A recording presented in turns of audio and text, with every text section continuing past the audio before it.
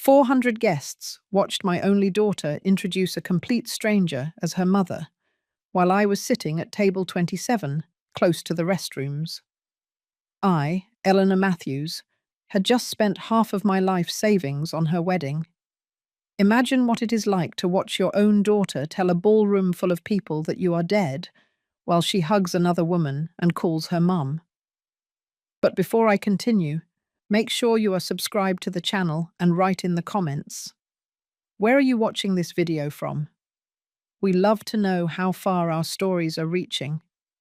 It all started 8 months ago, when Julia announced her engagement to Ethan Davis, the son of one of the biggest businessmen in Dallas. As a single mother who raised my daughter working day and night as an accountant, I was happy for her. Julia always dreamed of a life different from ours, and I never blamed her for that. When she asked me to help with the wedding costs, I didn't hesitate. I opened my savings, the ones I'd kept for 30 years for my retirement, and I promised her the wedding of her dreams. $400,000. My life's effort transformed into flowers, champagne, and an imported designer dress. During the preparations, I started to notice changes in her behavior. Julia would ask me not to attend the meetings with the planners. "It would be better if you just sign the checks, Mum," she'd say. "Let me handle the details." She cancelled our traditional Sunday brunch and rarely answered my calls. Then one day, I received a gold envelope in the mail. It was the invitation to my own daughter's wedding with my name handwritten on it. Eleanor Matthews, table 27. It seemed strange not to be at the main table, but I thought maybe it was some high society protocol I didn't know about. The day before the wedding, I received a text from Julia. "Mum, please, when people ask about your job, just say you're a business owner, okay? Don't mention accounting." That message hurt, but I swallowed my pride. After all, it was her day. The wedding was held at the Grand Oaks Estate, the most luxurious venue in Beverly Hills. I arrived alone, wearing the navy blue dress I had bought especially for the occasion. 3 months' salary on a piece of fabric that Julia had approved after rejecting 5 other styles.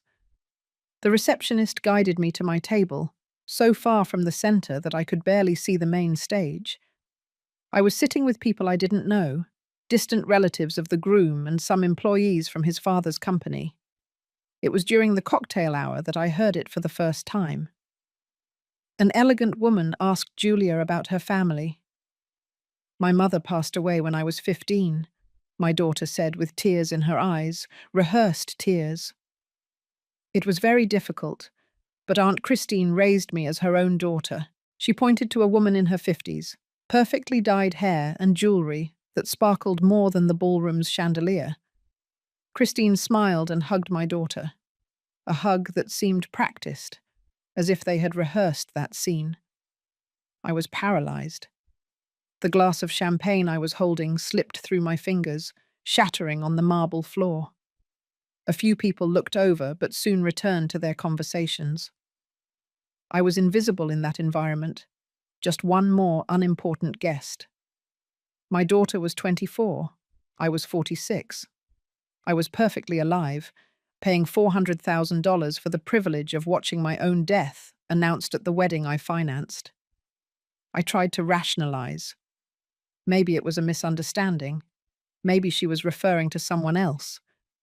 But then it happened again, and again. To every person who asked about her family, Julia told the same sad story. The dead mother, the kind aunt who raised her, the personal triumph. The world spun around me. 30 years raising that child. 30 years of daily sacrifices. I had given up relationships, trips, personal comfort, so that she could have everything I didn't. Private school, a semester abroad, a top-tier college. And now, in the moment that should have been ours, she chose to erase me from history. The worst part was that this Christine hadn't even existed in her life until recently. I found out later that she was Ethan's godmother, a local socialite who opened the doors of high society to my daughter. The price? Apparently, it was the elimination of the neighborhood accountant mother. During dinner, I watched Julia circulate through the ballroom, elegant in her $45,000 dress that I had paid for. She had transformed into another person. Her gestures, her way of speaking, even her laugh sounded different. More contained, more sophisticated, more fake. The groom's father stood up to give a toast. Edward Davis, a businessman known for his coldness in deals, now seemed emotional as he spoke about the new member of the family. "Julia," he said, raising his glass, "you are an example of strength and determination. Losing your mother so young and still growing into this extraordinary woman. I'm sure she would be proud of you today." The room erupted in applause. Julia cried gracefully, leaning on Christine, her supposed second mother. The farce was so well executed that I almost believed it. At that moment, my phone vibrated. It was a message from the event coordinator, Paula Smith, with whom I had been dealing directly regarding the payments.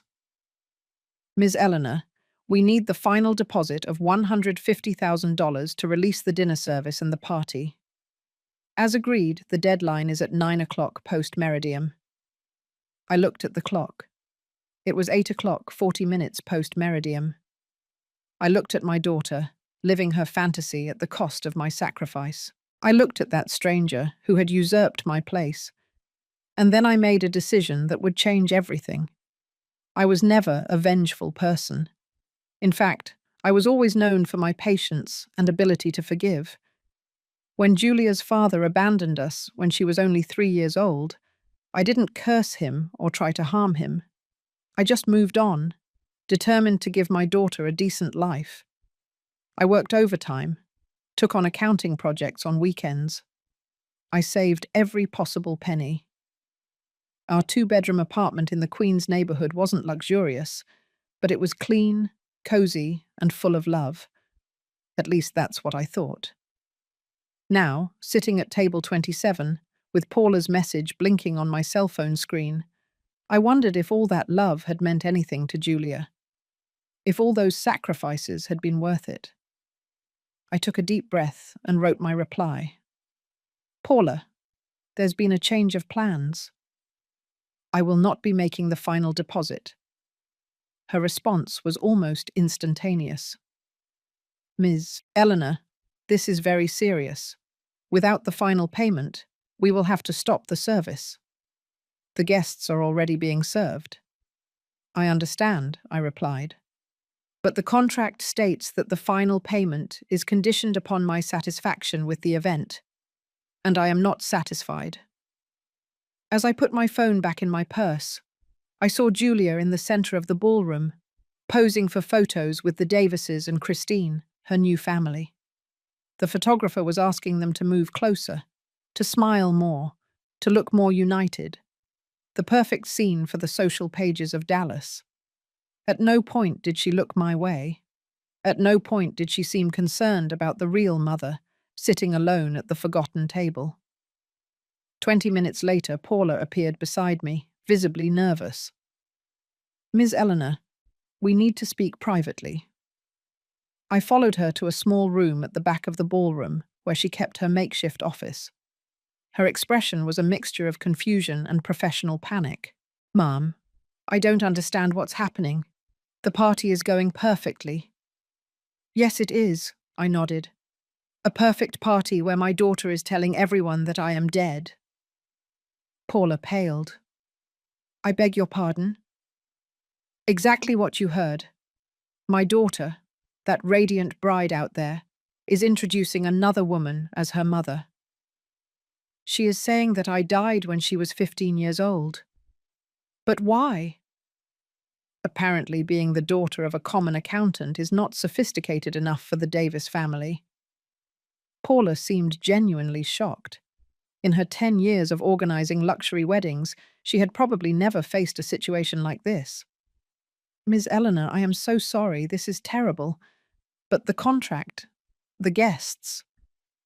The contract clearly states that the final payment is conditioned upon my satisfaction, and I am not satisfied with paying for my own humiliation. I left the room, leaving Paula with her professional dilemma. I returned to my table, watching the event continue to flow smoothly. For now. At 9 o'clock, 10 minutes post-meridium, I noticed the first signs of confusion. The servers stopped serving dinner. The catering team began collecting some trays that hadn't yet been distributed. The band stopped in the middle of a song. Paula went up to the stage and whispered something in the ear of the master of ceremonies, who looked equally concerned. Both looked in my direction and then began to circulate through the ballroom, speaking discreetly with the service team supervisors. Edward Davis noticed the strange movement and approached the master of ceremonies. The conversation was brief, but I could tell by his body language that he was not happy with what he was hearing. Julia continued to circulate among the guests, oblivious to the drama unfolding backstage. Her fairy tale dream was still intact, but not for long. Meanwhile, I took my phone and called my lawyer, Rebecca Grant. "Rebecca, it's me, Eleanor. I need you at the Grand Oaks estate now. Julia's wedding? Did something happen?" "Yes, and I need you to witness some things and to bring those documents we prepared as a precaution." Rebecca was more than my lawyer. She was a friend of decades who knew my relationship with Julia well. She had helped me draft the wedding contract, insisting on protective clauses that I, at the time, considered unnecessary. Now I was grateful for her foresight. "I'm on my way," she said. At 9 o'clock, 30 minutes post-meridium, the atmosphere in the ballroom had completely changed. What was once an elegant celebration now had an air of contained tension. Guests began to realize something was wrong. Dinner service had been interrupted halfway through, drinks weren't being refilled, and there were murmurs among the staff. Edward Davis abruptly appeared next to me, with Paula nervously trailing him. "You must be Eleanor Matthews," he said, not extending his hand. His tone was polite, but cold. "Yes, that's me, the bride's mother, the one who is still alive."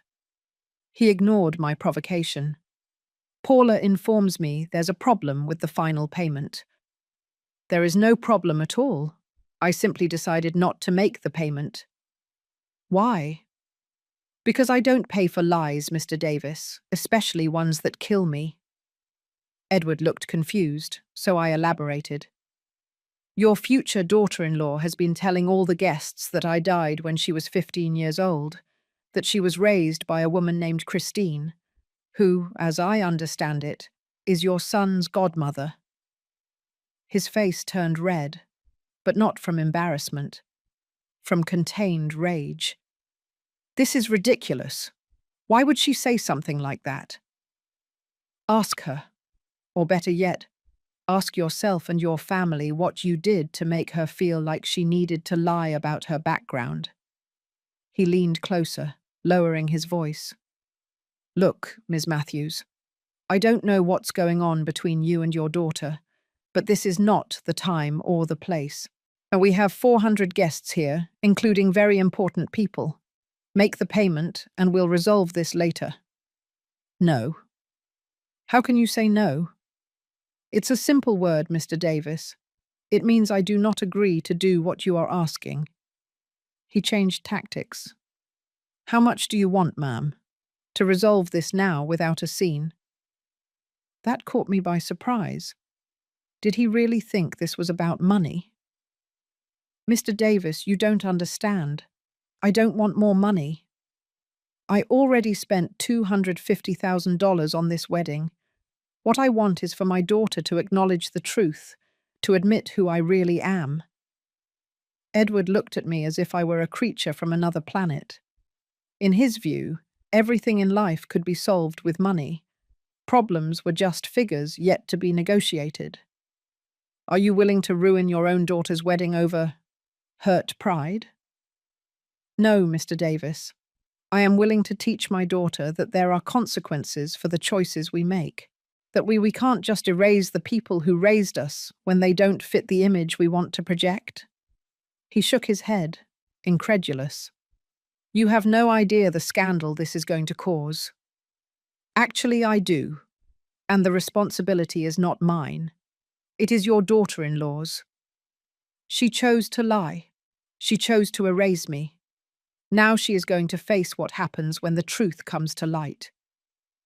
Edward walked away, determined to resolve the situation his own way. I saw him head toward a group of men in suits, probably partners or executives from his company. I overheard fragments of the conversation. They were discussing the possibility of making an emergency payment to save the party. But there was a problem. The contract was in my name. Every vendor had specific instructions to accept modifications only with my express authorization. Edward Davis might be powerful in his business circles, but here, at this party, I was in control. Rebecca arrived at 9 o'clock, 45 minutes post-meridium. Elegant in her grey suit, carrying a portfolio with the documents I had requested. She sat next to me at table 27, quickly assessing the situation. So you really did it, Rebecca commented, observing Julia across the ballroom. When you told me your suspicions, I thought you were exaggerating. I wished I was too, I replied. Rebecca opened her portfolio and discreetly spread some papers on the table. Here is the original contract with the Grand Oaks estate, your signature on every page. Here are the transfer receipts for the initial $250,000. And here are the emails between you and Paula regarding the final payment agreement. I nodded, feeling a weight in my chest, seeing all the documentation for what should have been the happiest day of my life. What are you planning to do now? Rebecca asked. Wait. Wait for what? For the truth to come out. I am not going to confront her in front of everyone. She created this situation. Now she will have to handle it. We didn't have to wait long. At 10 o'clock post-meridium, the crisis reached a critical point. The DJ stopped playing. The lights, which had been programmed to create a romantic, soft ambience, reverted to normal, brighter, less cozy lighting. The servers began collecting glasses and plates, even from those who were still eating. Paula went up to the stage again, this time with the microphone in her hand. Her professionalism was being tested to the max. Ladies and gentlemen, we apologize for the inconvenience. We are experiencing some technical difficulties. Service will be briefly interrupted while we resolve the situation. The guests began to murmur. Some laughed nervously, others seemed irritated. The magic of the night was quickly dissipating. Julia ran to the stage, visibly alarmed. What is going on? She asked Paula. But the microphone was still on, and everyone heard. Julia, we need to talk privately, Paula replied, trying to turn off the mic, but it was already too late. Edward Davis and his wife, Monica, quickly joined them on stage, followed by Ethan, who looked completely confused by the turn of events. Christine, the fake mother, remained seated at the main table, looking around as if searching for an emergency exit. Rebecca leaned toward me. Now would be a good time to intervene, don't you think? Not yet, I replied. Let them try to resolve it among themselves first. We watched the small group on stage in an intense discussion. Edward gesticulated emphatically. Monica looked horrified. Paula maintained professional calm, but her eyes kept glancing towards my table. Julia looked devastated, frantically looking around the ballroom, perhaps finally searching for me. Our eyes met briefly. She paled even more. Finally, Edward took the microphone. Dear guests, I apologize for the disruption. We are facing a small administrative issue with the venue, nothing to worry about. If you can give us a few minutes of patience, we will resolve everything quickly. But his efforts were in vain. The vendors were already following the early closing protocol stipulated in the contract. The lighting crew began dismantling some equipment. Florists appeared to collect the most expensive arrangements before anything happened to them. Christine finally got up and walked toward the stage, joining the conversation. I saw her gesture in my direction, probably identifying me to the others.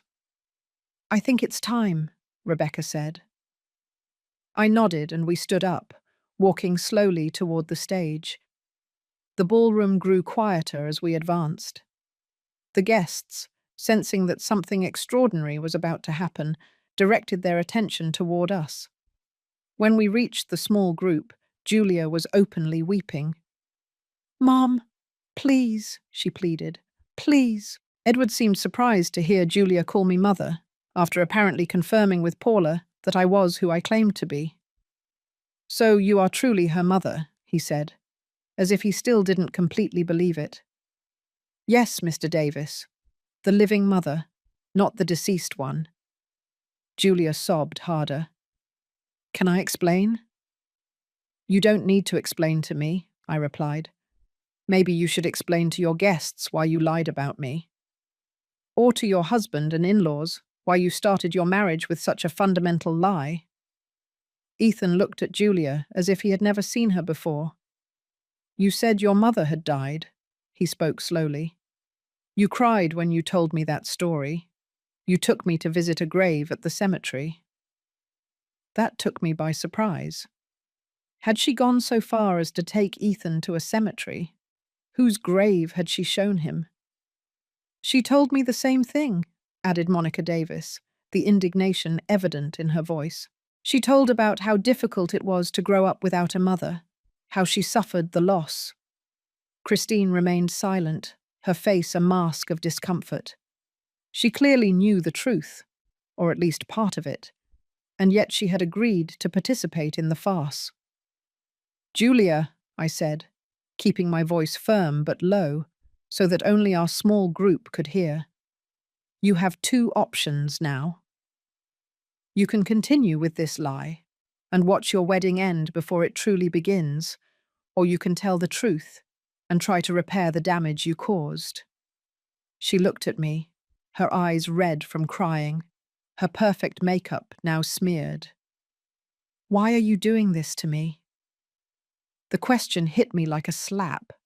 Did she truly not understand? After everything she had done, did she see herself as the victim? "I'm not doing anything to you, Julia. You did this to yourself when you decided that I wasn't good enough to be part of your big day. When you chose to symbolically kill me so you could reinvent your story." Edward intervened again, the businessman until the end.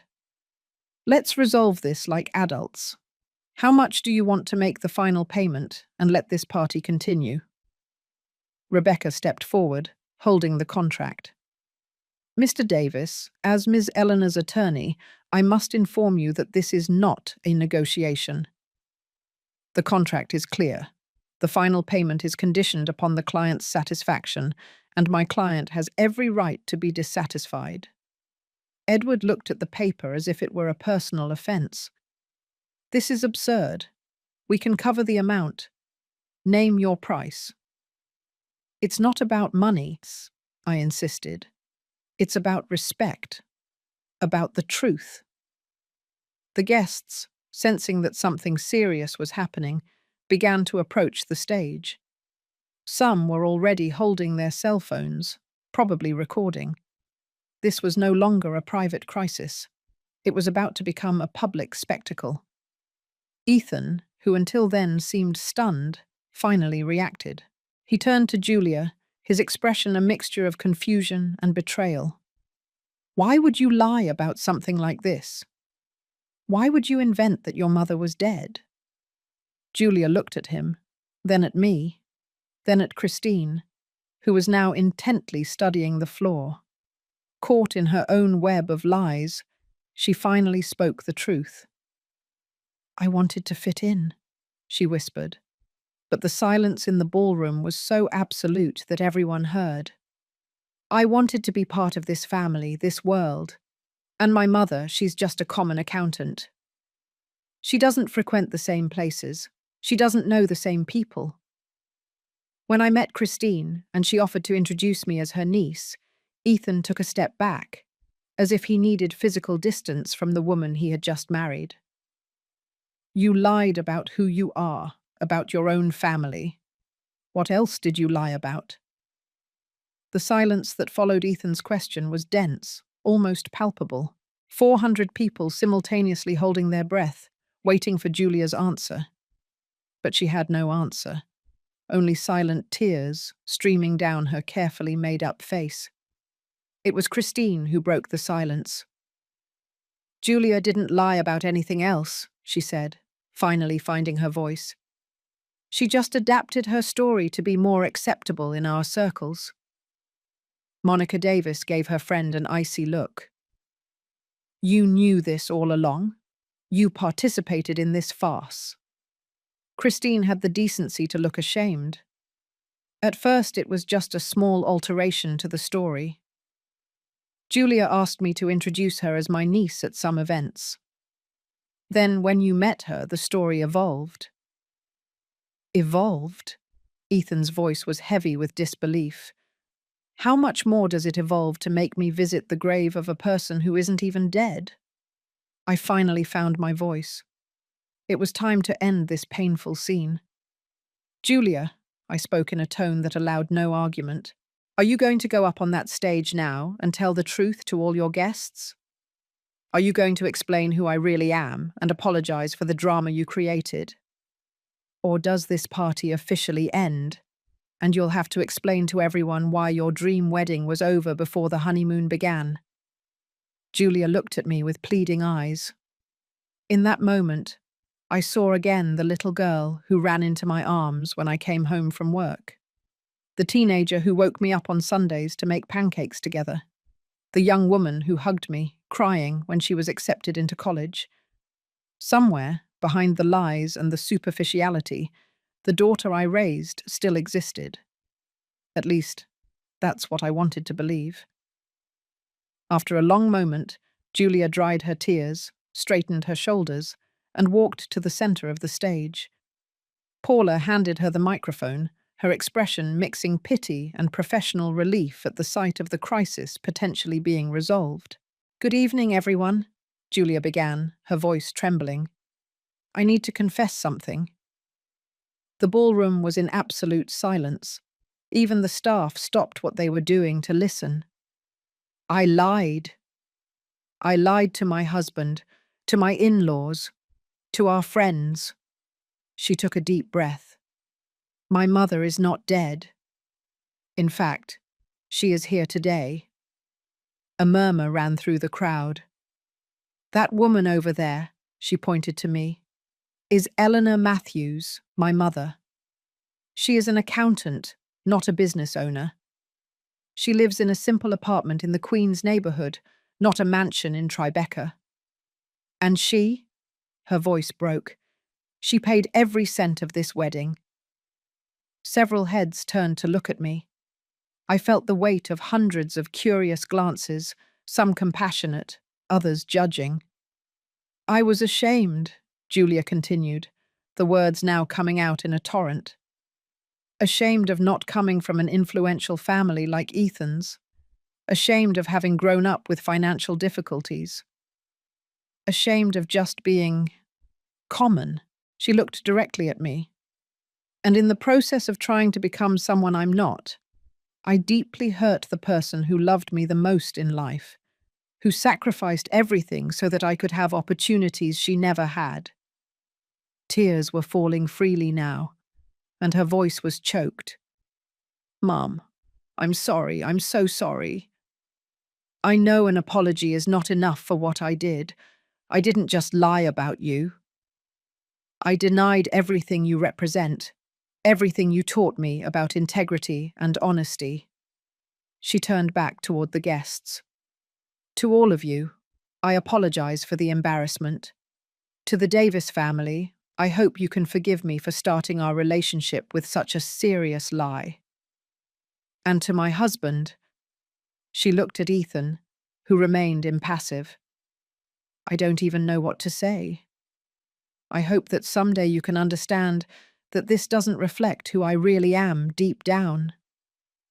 The silence that followed was heavy, laden with unexpressed judgments and contained reactions. Finally, Paula took the microphone. "Ladies and gentlemen," Paula continued, trying to regain control of the situation. "While we resolve these matters, we ask you to enjoy the background music. Service will resume shortly." But the damage was already done. The festive atmosphere had transformed into something completely different. Groups of guests whispered among themselves, casting curious glances in our direction. Some were already beginning to collect their belongings, preparing for a discreet exit. Julia came down from the stage, looking smaller and more fragile than ever. The lavish dress now seemed to weigh tons on her shoulders. Ethan remained apart, conferring with his parents in a corner. His body language said it all. Crossed arms, clenched jaw, quick, suspicious glances toward his wife. Christine had completely disappeared, probably seeking the fastest and most discreet way to exit that social scandal. Rebecca gently touched my arm. "Eleanor, what do you want to do now? We can still maintain the refusal of payment, or we can release it with some conditions." I looked at my daughter, so small and lost in the middle of that enormous ballroom. The rage I felt had been partially placated by her public confession. It still hurt, of course. Some wounds would take a long time to heal, if they ever did completely. "I'm going to talk to her," I told Rebecca. "Alone." I walked toward Julia, who remained alone in the center of the ballroom, as if trapped on an island of shame and regret. When she saw me approaching, she seemed to fear what would come next. "Mum, she began, but I raised my hand, asking for silence. "Not here. Let's talk somewhere more private." I headed toward the same room where I had talked with Paula earlier. Julia accompanied me, her wedding dress making a soft swishing sound as it dragged across the marble floor. Inside the small room, away from curious glances, we were finally face to face, mother and daughter, two women who now seemed like strangers to each other. "Why?" I simply asked. It was the only question that truly mattered. Julia collapsed into a chair, her dress spreading around her like a cloud of silk and tulle. "I don't know how to explain it in a way that makes sense," she said softly. "It started as something small. When I met Ethan, he assumed I came from a wealthy family because of the college I attended, the clothes I wore, and I didn't correct his impression. 'You always had good clothes,' I commented. 'I made sure of that.' 'I know, Mum. You always did everything for me. And She swallowed. 'I paid you back by erasing you from my life.' 'It wasn't just that, Julia. You killed me. In all the stories you told, I was dead.' She nodded, unable to look me in the eye. When I met Ethan's parents, the lie grew. They talked about international travel, properties, investments. I wanted to belong to that world. I wanted them to accept me as an equal.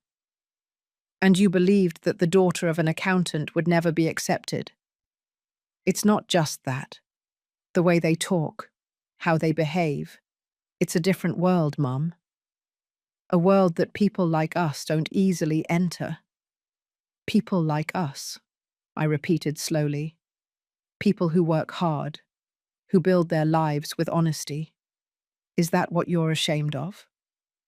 She finally looked up, her eyes red from crying. "I got lost, Mum.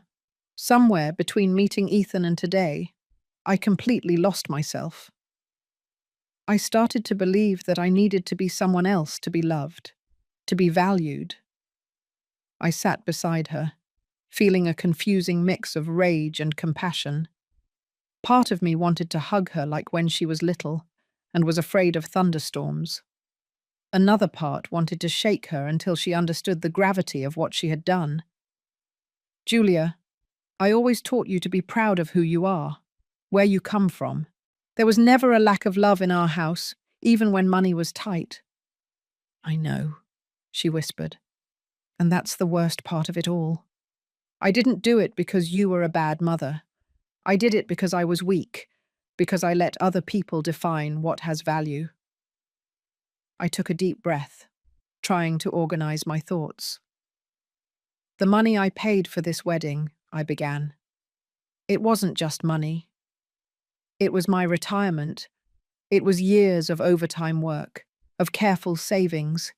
It was the future I planned for myself. Her eyes widened in shock. Your retirement? But why didn't you tell me? Because you were so happy, so excited, because I wanted to give you the wedding of your dreams, because I am your mother, and that's what mothers do. They sacrifice for their children. Tears returned in full force, and I threw all that away, for nothing. We remained silent for a few moments, the weight of the consequences floating between us. Outside, we could hear the muffled sound of people leaving, of cars being brought by the valets, of a celebration falling apart. What happens now? She finally asked. It was a complex question with many layers. What would happen to the wedding? To her relationship with Ethan? To our relationship? Honestly, I don't know, I replied. Some things can't be undone with a simple apology. Are you going to make the final payment so the party can continue? I looked at her with a mixture of surprise and disappointment. After everything that had happened, was her concern still the party? Julia, do you really think there's still a party to continue? Look around you. Your husband is conferring with his parents about what to do with you. The guests are leaving. The farce is over. She lowered her head, defeated. You're right. I'm being ridiculous. Another knock on the door. It was Rebecca. Eleanor, the Davises want to talk to you. They are suggesting a settlement. I turned my attention back to Julia. You have a choice to make now. You can keep trying to be someone you're not, or you can start the path of rediscovering who you really are. Who you always were. I stood up and headed for the door, but stopped before leaving. As for the final payment, I'll make it on one condition. Which one? She asked, a spark of hope in her tired eyes. That you be honest with your husband, completely honest about everything, and that you start building your marriage on the truth, not on fantasies. I followed Rebecca to a small office on the other side of the ballroom, where the Davises had set up as if conducting an emergency business meeting. Edward was on the phone, speaking quickly in a low voice. Monica was furiously typing on her cell phone, probably trying to control the damage on social media. Ethan was sitting alone in a corner, staring blankly at the wall. When I entered, Edward immediately hung up the phone. Ms. Matthews, thank you for coming, he said, in a tone that suggested we were in a corporate negotiation and not in the middle of a family drama. We would like to propose an amicable solution to this situation. I'm listening, I replied, keeping my expression neutral. First, we understand your indignation. What Julia did was unacceptable. He paused, probably expecting me to sympathize or to thank him for the acknowledgement. I maintained my silence. Second, he continued, we are willing to cover the final payment, immediate transfer to the vendors. We can resolve this right now. And what do you want in return? I asked, because with people like Edward Davis, there was always something in return. Discretion, Monica replied, speaking for the first time. We want this to end here. No lawsuits, no media, no additional scandal. And Julia? I asked. What about her? An uncomfortable silence hung over the room. The three Davises exchanged quick glances. That is something Ethan and Julia will have to resolve between them, Edward finally said. As a family, we will support any decision our son makes. I looked at Ethan, who was still silent, his expression unreadable. And what is your decision, Ethan? You just married my daughter. A few hours ago, you were exchanging vows, promising eternal love. And now? He finally looked at me, his eyes reflecting a storm of contradictory emotions. I don't know, he answered honestly. I don't know if I can trust her now. I don't know if I know the person I married. You don't know her, I agreed, surprising everyone. You only know the version of her that was created to please you and your family. The real Julia is much more complex. She has flaws, like all of us. She makes terrible mistakes, as we saw today. But she also has qualities that you never saw because you were too busy admiring the facade. Ethan seemed to truly consider my words. What qualities? He asked, his voice softer. She is resilient. She grew up without a father, in a financially constrained home, and yet she excelled in her studies. She got into one of the best colleges in the country on her own merit, not connections. She is creative. She has a wonderful sense of humor when she's comfortable, and a generous heart when she's not trying to impress anyone. I paused, realizing that I was defending my daughter after everything that had happened. Maternal love was a truly complex thing. But the choice is yours, Ethan. Only you can decide if you want to get to know the real Julia, or if you prefer to end this marriage before it truly begins. Edward cleared his throat, clearly uncomfortable with the sentimental turn of the conversation. Going back to the payment issue, Rebecca intervened. My client is willing to authorize the final payment with some conditions. What conditions? Edward asked, his innate negotiator tone returning. First, a formal agreement that the Davises will not attempt to hold Eleanor responsible for any public embarrassment resulting from this situation. Second, that Julia and Ethan have the opportunity to speak honestly, without family pressure, before making any decision about the future of the marriage. Edward frowned. The non-responsibility agreement must be mutual. We don't want future lawsuits from your client. Fair enough, Rebecca nodded. As for the conversation between the newlyweds, Edward looked at his son. Ethan is an adult. He can make his own decisions. Ethan suddenly stood up. I want to talk to Julia. Now.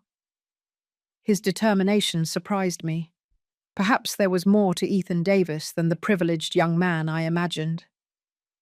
She's in the room near the kitchen, I informed him. Ethan left without saying anything else, leaving us with the uncomfortable silence again. Good, Edward said, quickly returning to business mode. Shall we finalize this agreement then? While Rebecca and the Davises discussed the legal details, my mind wandered to Julia and Ethan. What were they talking about? Would there be any possibility of reconciliation after such a fundamental betrayal? After about 20 minutes, the terms were agreed upon. I would authorize the final payment. The party could continue, although many guests had already left. And we would all commit to maintaining discretion about the events of that night. Paula was called in to coordinate the resumption of services, if possible. She looked exhausted, but relieved to see a resolution taking shape. Some vendors have already left, she informed us, but the main catering team and the DJ are still here. We can offer a reduced service if the newlyweds wish to continue. If the newlyweds wish to continue? The phrase hung in the air like an unanswered question. I decided to return to the main ballroom to see how things were. The atmosphere had changed drastically. Of the 400 original guests, perhaps 150 remained, grouped in small circles, conversing in low voices. The atmosphere of luxurious celebration had been replaced by something more akin to the scene after a natural disaster. People trying to understand what happened, assessing the damage, deciding how to proceed.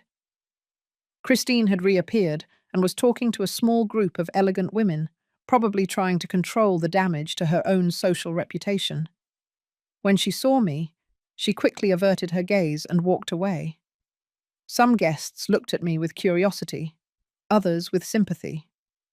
Few dared to approach, unsure how to react to the mother who had been resurrected in the middle of the wedding. One elderly woman, however, came directly toward me. I recognized her as Ethan's grandmother, a woman in her 80s who had been treated with special deference throughout the ceremony. "Ms. Matthews," she said, her voice firm despite her advanced age, "I would like to tell you that I admire your courage." "Thank you," I replied, surprised by the direct approach. "My grandson may have married a liar, but at least she has a mother with character," she continued, a faint smile on her thin lips. "In this society, that's already something rare." Before I could respond, she walked away, leaning on her elegant cane. I stood there, in the middle of the semi-empty ballroom, feeling strangely out of place.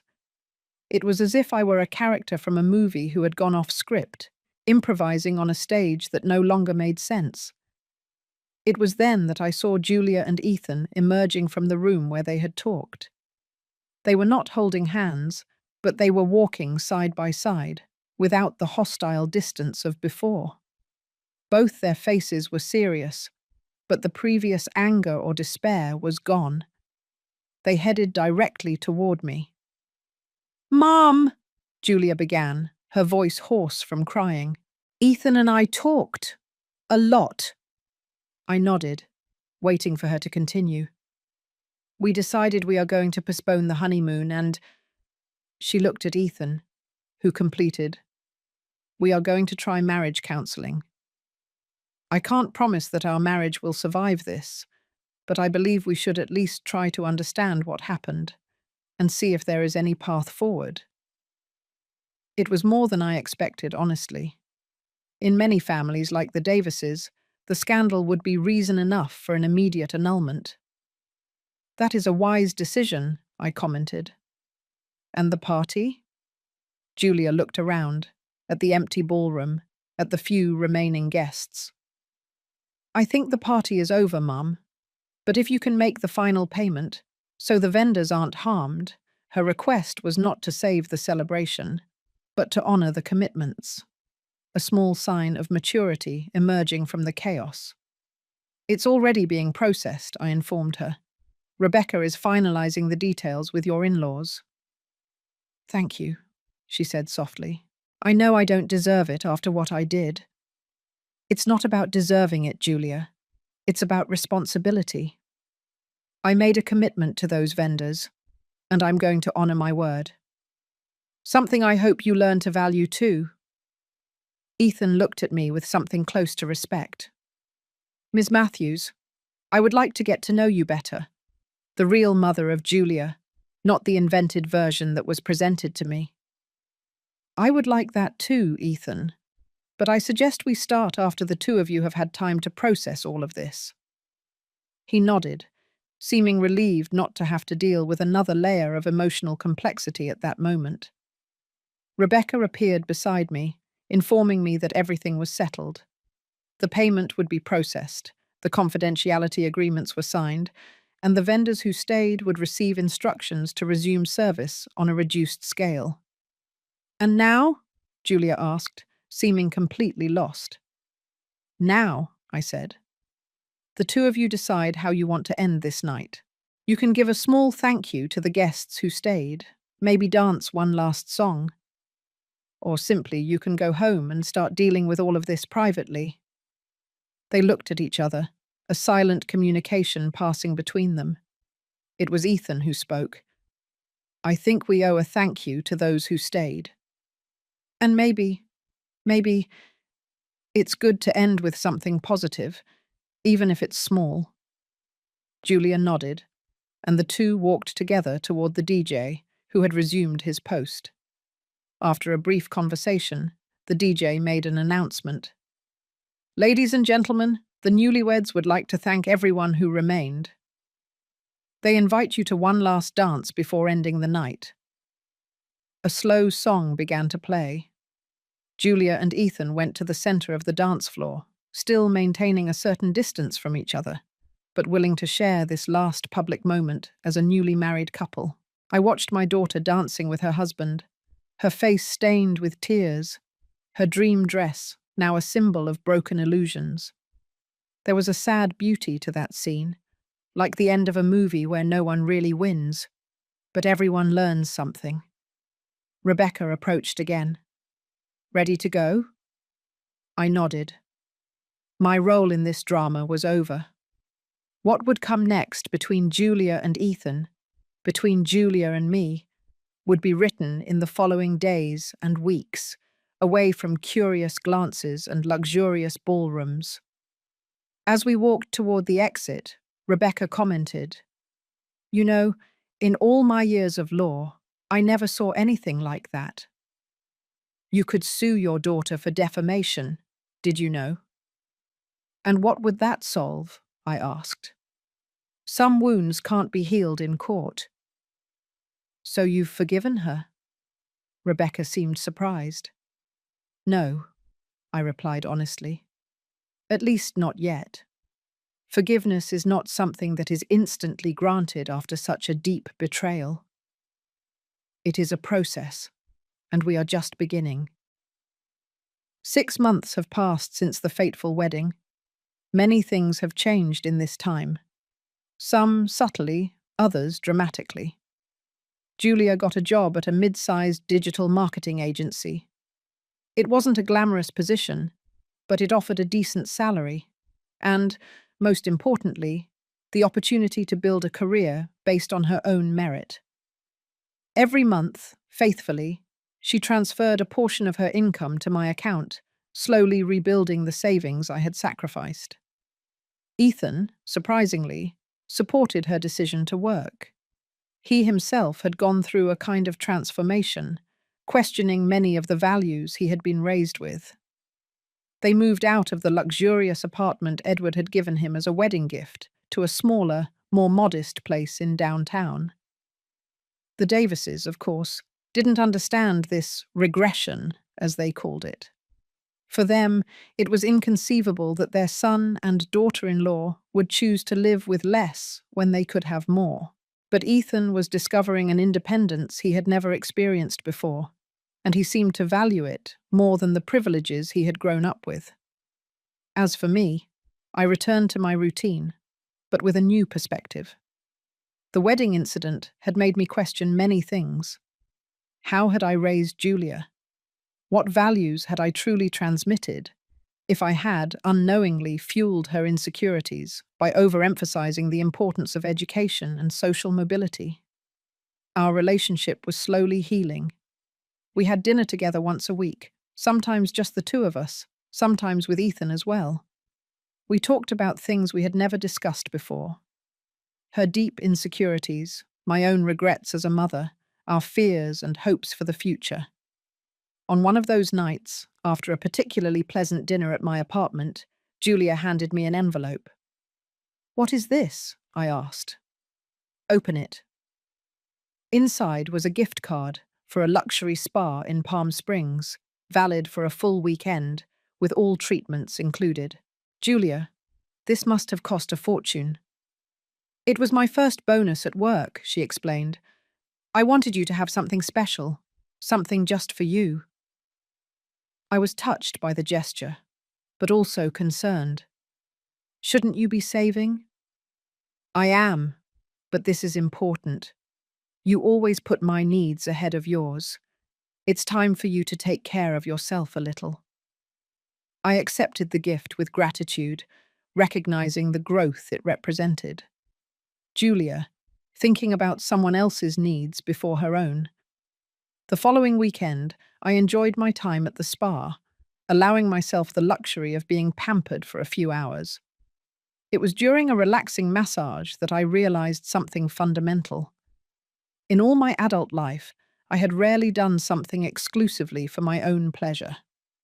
There was always a practical justification, a need to attend to, usually related to Julia or work. That revelation led me to a deeper reflection. Perhaps I had also contributed to the dysfunctional dynamic that had developed between us. By constantly sacrificing my own needs, I had inadvertently taught Julia that a person's value was in their usefulness to others, not in who they intrinsically were. The following week, I invited Julia to another of our dinners. This time, however, I had something important to discuss. "I've been thinking," I began after we finished dessert, "about the wedding money." Julia immediately tensed. "I know there's still a lot to pay, but I'm being consistent." "It's not that," I gently interrupted her. "I want you to stop paying me." "What?" "But Mum, I need to do that. It's a matter of responsibility." "I agree that it's important for you to take responsibility for what happened. But I think there are other ways to do it, besides simply transferring money every month." She looked confused. "Like what?"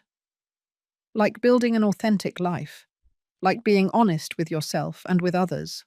Like working on your marriage based on the truth, not on fantasies."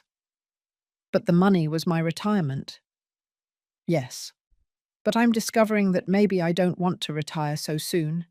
I'm thinking of opening my own accounting consultancy for small businesses, something I always wanted to do but never had the courage." Her eyes widened. "Seriously, that's incredible, Mum." "What I'm trying to say is that money represented a specific version of the future that I had imagined for myself. But maybe there are other possible futures, even better ones." Julia assimilated my words slowly. "So you're releasing me from the debt?" "Not exactly. I'm redefining how you can pay it. I don't want your money, Julia. I want you to live with integrity. I want you to build a marriage and a life based on who you really are, not on who you think you should be.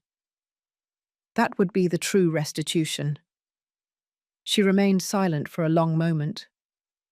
"That seems harder than just paying the money." "It is, much harder. It's a lifelong job." "And if I fail?" "Then you try again. That's how it works." The following Sunday, I received an unexpected call from Monica Davis inviting me for tea at her house. I was intrigued and a little apprehensive, but I accepted the invitation. The Davis mansion was exactly as I imagined. Elegant, impeccably decorated, imposing. Monica greeted me with formal cordiality, leading me to a terrace overlooking the immaculate garden. "I appreciate you coming, Ms. Matthews," she said, as a staff member served tea in delicate china cups. "I was intrigued by the invitation," I replied honestly. Monica nodded, taking a small sip before speaking. "I wanted to thank you personally." "Thank me? For what?" "For raising a daughter who, despite her errors in judgment, has fundamentally good character, and for helping our son find a more authentic path for himself." It was not what I expected to hear. "Ethan is different," she continued, "in a good way, although disconcerting for us.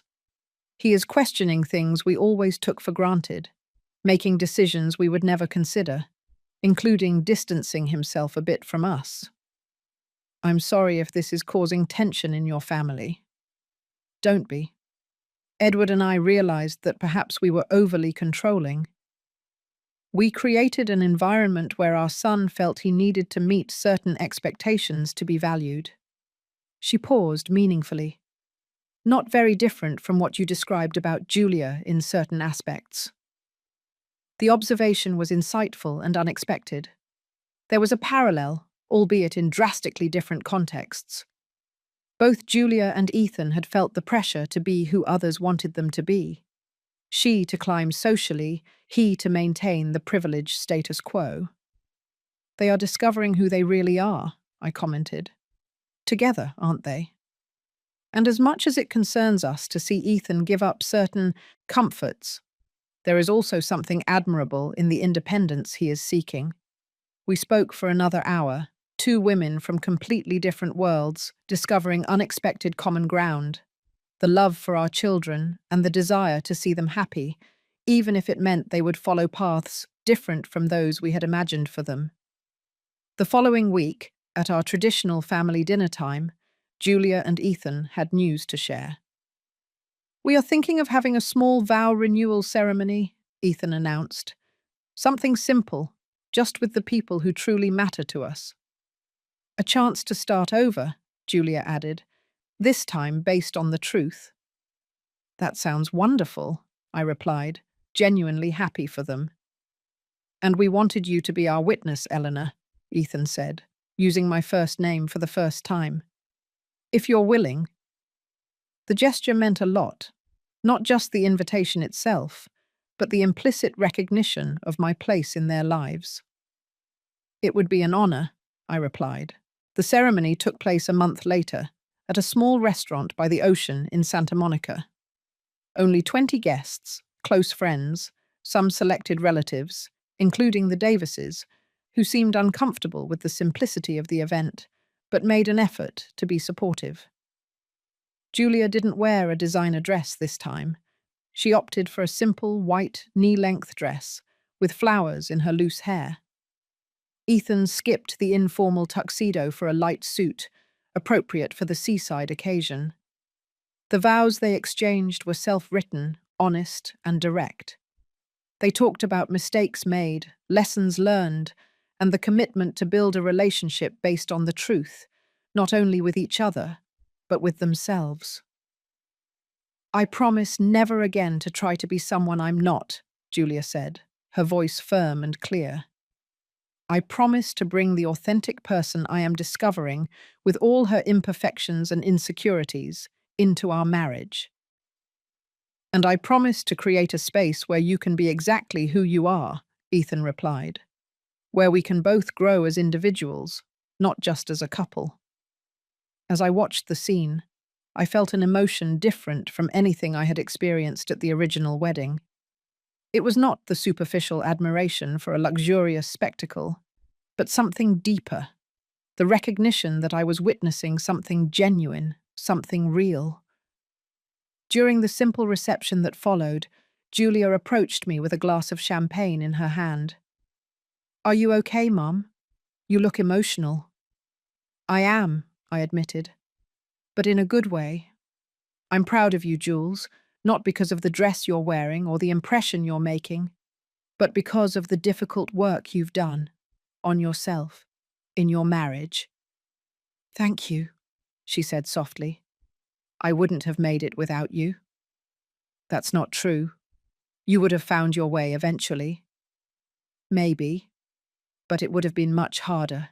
She paused, looking at the guests conversing and laughing around her. "You know what's funny? This wedding cost 1/100th of the first one, and it's infinitely happier. Some things can't be bought, no matter how much money you spend. That's a lesson I took a long time to learn." We watched Ethan conversing with his parents on the other side of the room.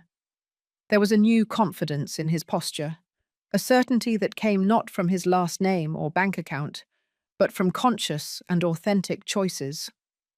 "The two of you are going to be fine," I affirmed. "How do you know?" "Because you are both doing the real work now, the work that matters." The next morning, I woke up early and went to my apartment terrace with a cup of coffee in my hand. Life had taken unexpected turns in the past few months. What started as a painful betrayal had turned into an opportunity for growth for all of us. Julia was discovering who she really was, without the social masks she had worn for so long. Ethan was questioning the values he had been raised with, seeking a more authentic path. Even the Davises were forced to reconsider some of their assumptions about status and appearances. And I was learning that some wounds, even the deepest ones, can become portals to a new understanding. That forgiveness is not a one-time event, but an ongoing process. That sometimes, when something breaks completely, the rebuilding can create something stronger and more beautiful than the original. The following week, I signed the lease for the small office where I would open my accounting consultancy. It was a modest start, but genuine. A new chapter not only for me, but for our entire family.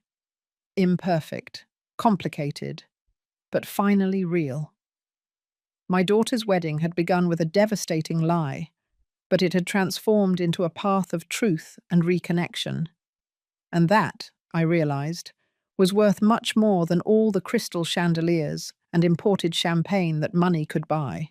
Now, if you liked this story, click subscribe. And tell me in the comments what part left you speechless. Oh, and don't forget to join as a member for access to exclusive videos that I don't publish here. I'll see you there.